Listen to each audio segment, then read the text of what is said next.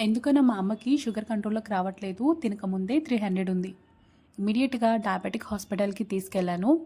అక్కడ diabetic dietitian అమ్మతో ఈ బీరకాయ తొక్కుల్ని జ్యూస్ చేసి కాస్త నిమ్మరసం యాడ్ చేసి వీక్లీ 4 టైమ్స్ అయినా తాగించమని చెప్పారు. ముఖ్యంగా షుగర్ కంట్రోల్‌లోకి లేని వాళ్ళకి ఈ బీరకాయ తొక్కులతో పచ్చడి కానీ, ఇలా జ్యూస్ కానీ చేసుకొని తాగితే ఖచ్చితంగా షుగర్ కంట్రోల్‌లోకి వచ్చిద్దంటండి.